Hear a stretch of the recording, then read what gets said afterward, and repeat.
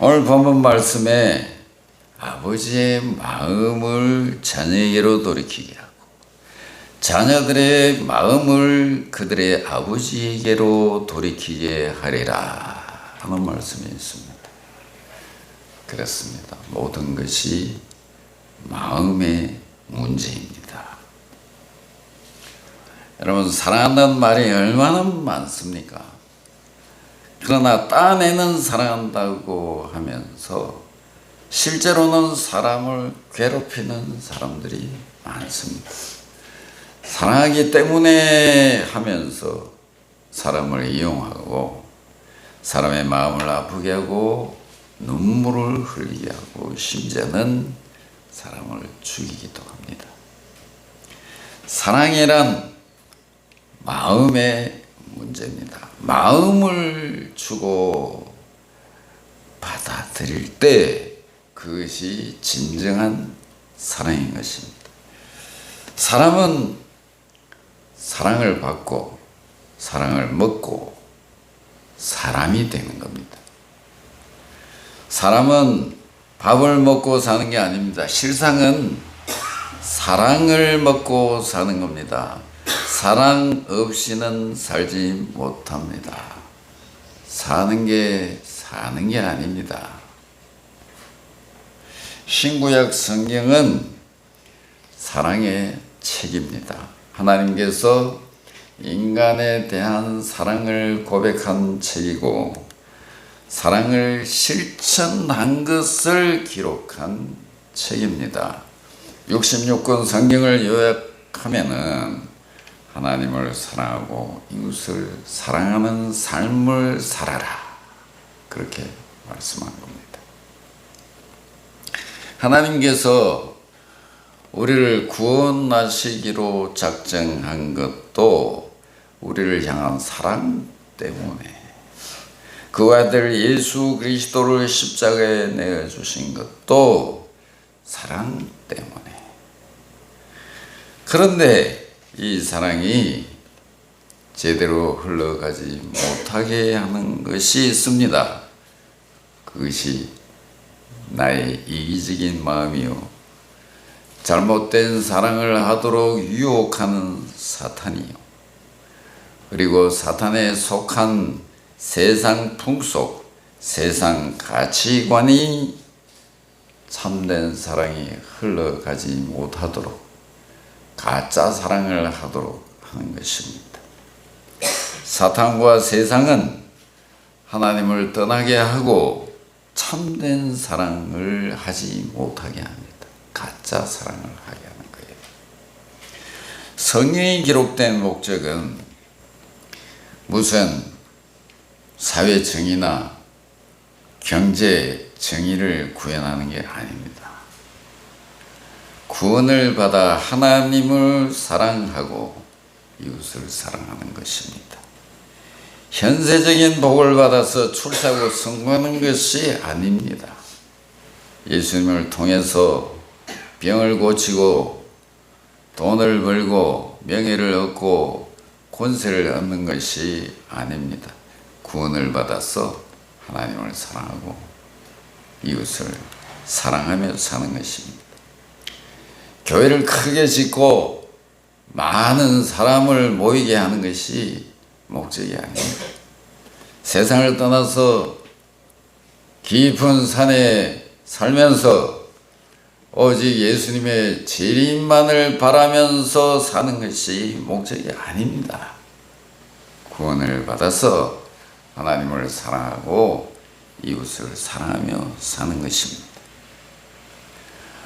우리가 하는 일이 다르고 사는 곳이 다르고 삶의 방식이 달라도 우리 인생의 목적과 목적지는 똑같습니다. 우리 장로교 교리의 근간이 되는 교리 문답서 중에 웨스트민스터 대소요리 문답이 있는데, 그 대소요리 문답 첫째 질문이 뭐냐? 사람의 제일 되는 목적이 무엇입니까? 그 대답은 이렇습니다. 사람의 제일 되는 목적은 하나님을 영화롭게 하는 것과 그를 영원토록 즐거워하는 것이다. 고린도전서 10장 31절에 그런즉 너희가 먹든지 마시든지 무엇을 하든지 다 하나님의 영광을 위하여 하라. 하나님의 영광을 위하여 살아야 한다. 하나님의 영광을 위하여 산다는 말을 다르게 표현하면 예수님처럼 사는 것이. 이게 신앙생활의 목적이 뭔가? 성경이 기록된 목적이 뭔가? 이 분명한 목적을 모르고 신앙생활하는 사람 많아요. 하나님 영광을 위해서 산다. 하나님을 영화롭게 하고 영원토록 그를 즐거워한다. 이게 무슨 말입니까? 예수님처럼 사는 것. 저는 하나님을 기쁘시게 해야 한다는 말씀을 많이 드렸어요. 그것도 마찬가지입니다. 어떻게? 예수님처럼 사는 것. 에베소서 4장 13절 15절을 보면 우리가 다 하나님의 아들을 믿는 것과 아는 일에 하나가 되어 온전한 사람을 이루어 그리스도의 장성한 분량이 충만한 데까지 이르리니 오직 사랑 안에서 참된 것을 하여 범사에 그에게까지 자랄지라. 그는 머리니 곧 그리스도라. 여기에 우리 삶의 목적이 있는 것입니다. 그리스도의 장성한 분량, 성장한 분량에 이르는 것입니다. 그에게까지 자라가는 것입니다. 예수님을 믿고 알고 닮아가는 것입니다. 그래서 예수님처럼 하나님을 사랑하고 이웃을 사랑하며 사는 것입니다. 이것이 성경의 명령이고 가르침이고 우리 삶의 궁극적인 목적인 것입니다. 이것이 하나님을 영화롭게 하는 것입니다. 내 삶에서 이 목적을 이루기 위해서 다양하고 자유로운 방법이 있습니다. 또 자유롭게 선택할 수 있습니다. 내가 무슨 일을 통해서 이 목적을 이루어갈 것인가? 내가 어디에 사는 게 좋겠는가? 내가 삶의 방식을 어떻게 하면 좋겠는가? 이것은 자유이고 선택입니다. 그러나 목적은 동일한 것입니다.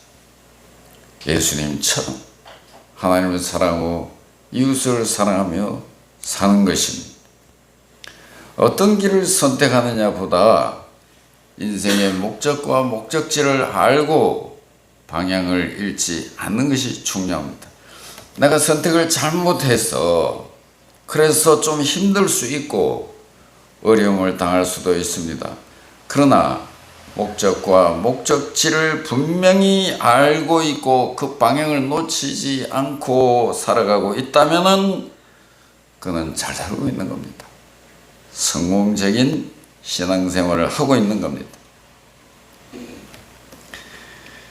여러분, 지금보다 더 예수님을 알고 믿고 닮아서 예수님처럼 사랑하며 사랑하는 하나님의 백성이 되기를 바랍니다. 사랑하는 마음에 진실이 담겨 있습니다. 사랑에는 거짓이 없습니다. 그리고 사랑하는 마음에 겸손이 있습니다. 또 사랑하는 마음은 기다림입니다. 시간을 주는 겁니다. 기다림의 시간이 사랑을 가름하는 바로메터입니다. 얼마나 기다릴 수 있습니까? 기다려보세요. 좋은 일이 있을 겁니다. 할렐루야. 이 목회도요, 기다리지 못하면요, 이 관계가 계속되질 않아요. 사람의 관계라는 거는 1년, 5년, 10년 가도요, 깨지는 건 한순간이다.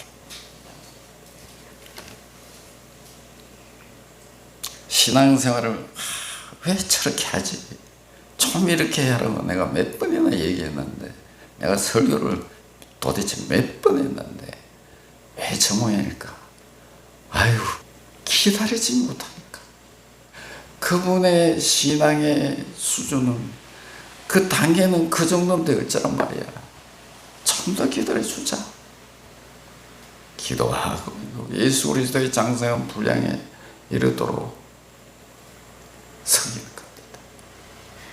기다려보세요. 좋은 일이 있을 겁니다. 할렐루야. 기다려보자.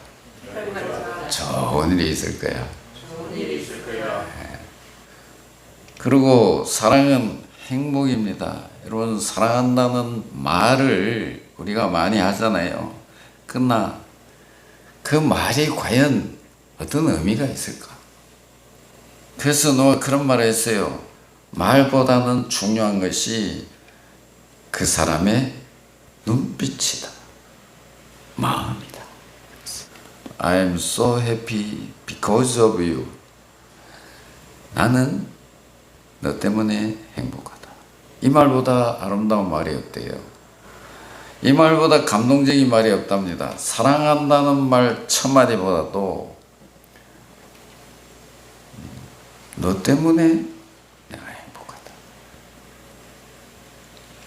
나는 너를 생각할 때마다 행복하고, 하나님께서 내 가정에 너를 보내주신 것이 너무 행복하고, 너를 볼 때마다 행복하고, 너를 위해 내가 수고하는 것 자체가 행복이란다. 나는 행복하다.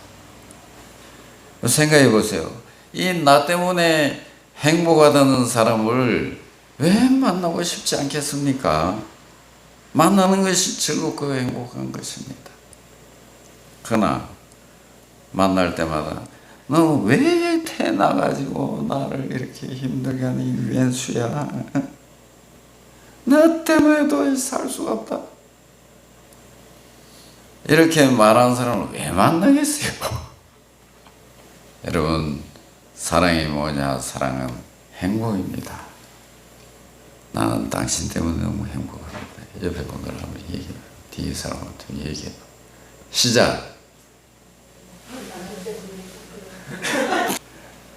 당신이 너무너무 소중해요. 그런 거로 내게는 당신이 필요합니다. 결론의 말씀입니다.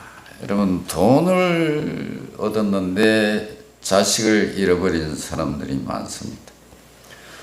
출세는 했는데 마누라가 집을 나가버렸습니다. 마음이 다 산산조각이 났어요. 마음으로부터 사랑하고 마음으로 존경하는 그것이 없어요. 그건 실패입니다. 아무것도 얻은 것이 없습니다. 그래서 오늘 성경은 우리에게 말합니다.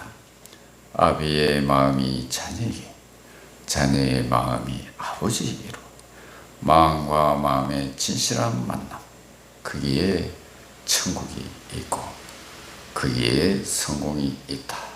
그렇게 말씀하고 있습니다.